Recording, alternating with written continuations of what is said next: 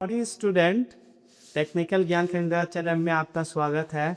आज जो है हमारा टॉपिक जो है वो है डीसी जनरेटर में वोल्टेज कैसे जनरेट होता है, मतलब हमारा उसमें क्या फंक्शन करेंगे, कितना वाइंडिंग करेंगे तो वो कितना वोल्टेज को जनरेट करेगा, उस फार्मूला को हम लोग आज पढ़ने वाले हैं। तो टॉपिक है हमारा डीसी जनरेटर में उत्पन्न विद्युत वाहक बल का समीकरण।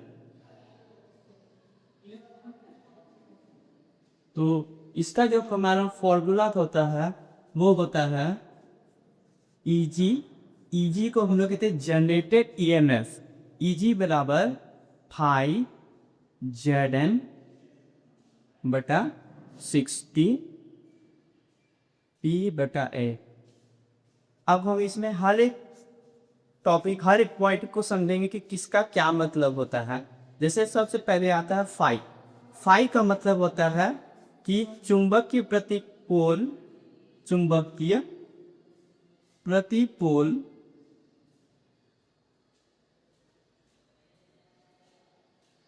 फ्लक्स की संख्या।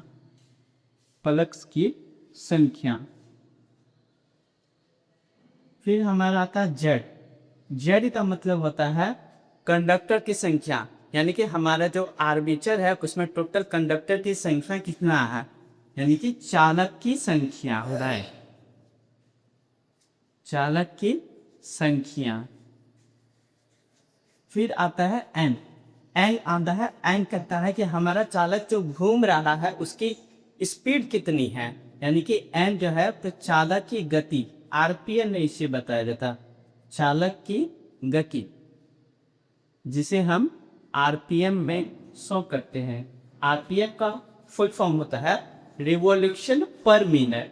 फिर हमारा आता है पी, यानी कि पोलों की संख्या, पोल की संख्या। एंड हमारा लास्ट है ए। ए आता है समांतर पथों की संख्या, समांतर पथों की संख्या।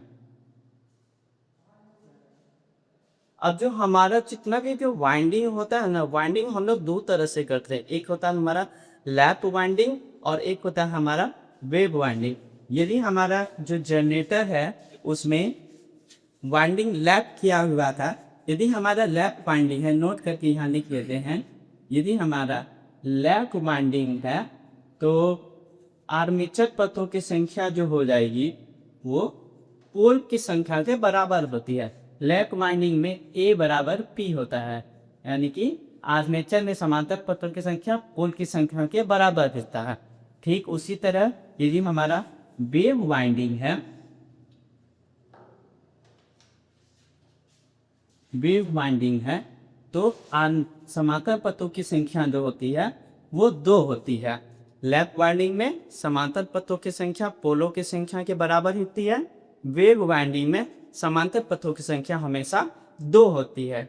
और लैप और वेव वाइंडिंग की बात करें तो जहाँ पर हमें अधिक वोल्टेज और कम करंट की ज़रूरत होती है वहाँ पर हम लोग वेव वाइंडिंग को करते हैं, और जहाँ पर अधिक करंट और कम वोल्टेज की ज़रूरत होती है वहाँ पर हम लोग लैप वाइंडिंग करते हैं। इस फॉर्मूला के आधार पर हम लोग कुछ न्यूमेरिकल्स को सॉल्व करेंगे आज। तो हम लोग जो पहले पढ़े थे कि जनरेटेड ईएमएफ का वोल्टेज समीकरण, उसे रिलेटेड हमारा एक पहला सवाल आया रहा। तो हम लोग कहीं इस सवाल को पढ़ेंगे, फिर इसमें जो जो डाटा जी दिया है वो सारे डाटा को नोट डाउन कर लेंगे, फिर उसके बाद सभी डाटा को फॉर्मूले में रख के उसको सॉल्व करेंगे। फिर हमको लास्ट में पता चलेगा कि हमारा जो ये जनरेटर है कितना वोल्टेज जनरेट कर रहा है। तो सबसे पहले हम एक सवाल को आराम से पढ़ते हैं। अब हमारा सवाल जो है वो कहता है कि एक 4 पोल वाला जनरेटर है जिसमें वेव वाइंडिंग किया हुआ है। आर्मेचर में टोटल 51 खांचा है तथा प्रत्येक खांचा में 20 चालक है। इस लाइन को फिर से मैं बता दूं कि 51 खांचा है तथा प्रत्येक खांचा में 20 चालक है, तो टोटल चालक की संख्या निकालने के लिए दोनों जो है एक दूसरे से मल्टीप्लाई होगा। कि तो मशीन द्वारा उत्पन्न वोल्टेज कितना होगा, यानी हमारा जनरेटर जो है वो कितना वोल्टेज जनरेट करेगा। यदि चालक की गति हमारा जनरेटर 1500 आरपीएम पर घूम रहा है तथा प्रति पोल फ्लक्स जो है वो 7 मिली वेबर है। मिली का मतलब होता है 10⁻³ तो ये हमारा अगर प्रति पोल फ्लक्स हुआ वो 7 गुने 10⁻³ वेबर है। आइए हम सारे को यहाँ पर नोट डाउन करते हैं। तो सबसे पहले क्या है, हमारा वैल्यू दिया हुआ है पोल का, यानी कि पी का वैल्यू है 4 पोल है।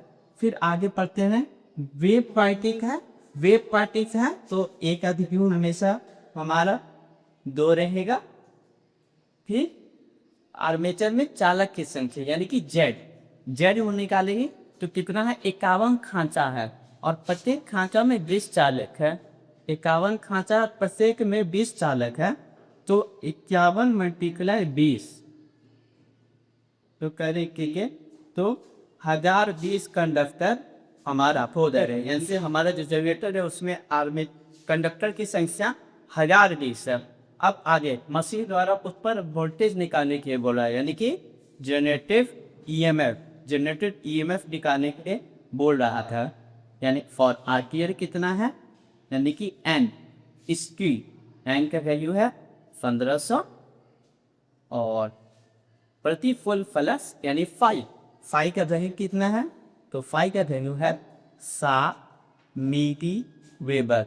इसको हम शॉर्ट करेंगे तो 7 गुना 10⁻³ वेबर ये है। जितना भी डाटा दिया हुआ सवाल में हम सारे डाटा को लिख के आइए सारे हम फॉर्मूला पे अप्लाई करते हैं।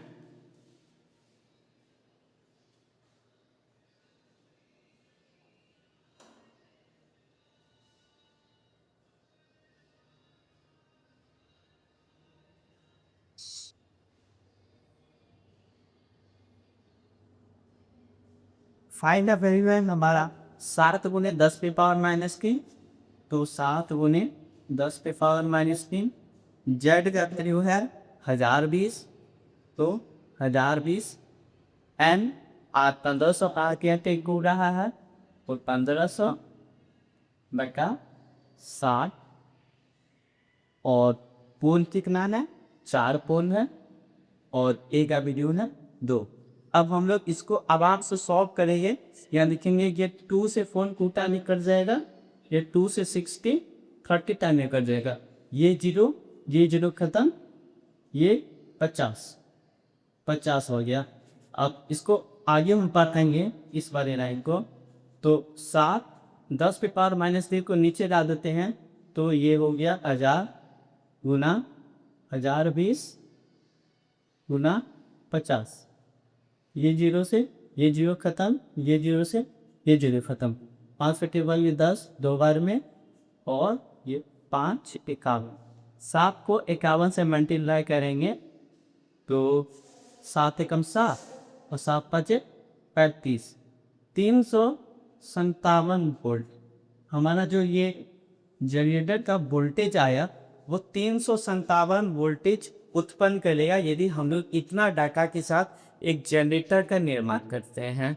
और भी इससे रिलेटेड बहुत सारे सवाल से हैं, मैं आगे कराते रहूँगा। आज के लिए इतना है।